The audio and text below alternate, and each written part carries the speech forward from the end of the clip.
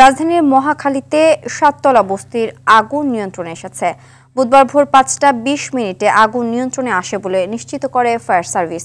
Fire সার্ভিসের পক্ষ থেকে জানানো হয়, ভোর ৩টা ৪০ মিনিটে আগুন লাগার খবর পায় সংস্থাটি।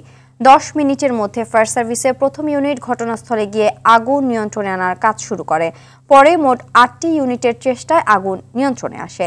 প্রাথমিকভাবে আগুন লাগার কারণ ও ক্ষতির পরিমাণ জানা যায়নি। এছাড়া আগুনে কেউ হতাহত হয়নি। এ বিষয়ে আরও জানাতে মহাখালীর সাততলা বস্তি এলাকা থেকে যুক্ত হচ্ছেন সহকর্মী সাদিয়া কানিজ।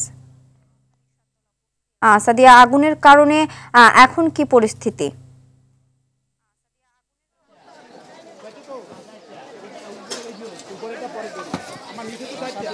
সিনথিয়া, আপনি জানেন ঠিক সেহরির ঠিক কিছু আগেই এই অগ্নিকাণ্ডের ঘটনা ঘটে, যার কারণে কিন্তু বস্তিবাসী যারা এখানে ছিলেন স্থানীয় বাসিন্দা তারা কিন্তু আসলে ঘুমন্ত অবস্থায় ছিল, আমাদেরকে যতটুকু জানিয়েছে। এবং এরপরে তারা যখন আগুনের উপস্থিতি টের পেয়ে ফায়ার সার্ভিসকে জানায়, ততক্ষণে আসলে অনেকগুলো ঘর পুড়ে গেছে এমনটি জানিয়েছে।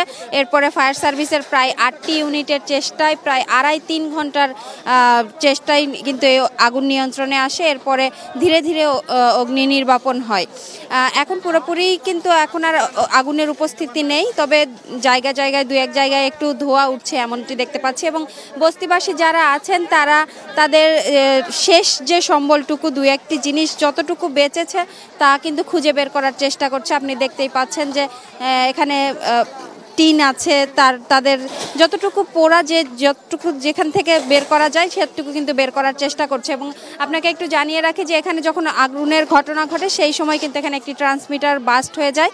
সেই ট্রান্সমিটারের কাজও কিন্তু বিদ্যুতের যে কর্মীরা আছে তারা কিন্তু কাজ করছে। এবং আমাদেরকে এখানে জানিয়েছে যে এখানে প্রায় ৫০০টিরও বেশি বস্তিতে ঘর ছিল, সেই ঘরগুলো কিন্তু পুরোপুরি পুড়ে গেছে। এবং আশেপাশের কিছু ঘর এখনও অক্ষত রয়েছে, তবে বেশিরভাগ অংশই আসলে পুড়ে গেছে এমনটি বস্তিবাসী আমাদেরকে জানিয়েছে। এবং তাদের যে ঘরে যা ছিল সর্বস্বই আসলে মুরগি থেকে শুরু করে চাল ডাল এবং আসবাবপত্র যা আছে সব কিছু পুড়ে একদম ভস্মীভূত হয়ে গেছে, আমরা এমনটিই দেখতে পাচ্ছি। তবে ঘরের চালার উপরে যে টিন ছিল সেই টিনগুলো কিন্তু খুঁজে বের করার চেষ্টা করছে বস্তিবাসী।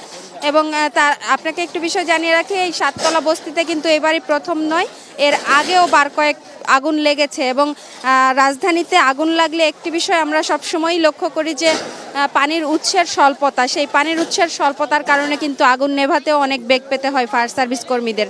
তো সিনথিয়া, সাততলা বস্তি থেকে এই ছিল আমার কাছে সর্বশেষ। ধন্যবাদ।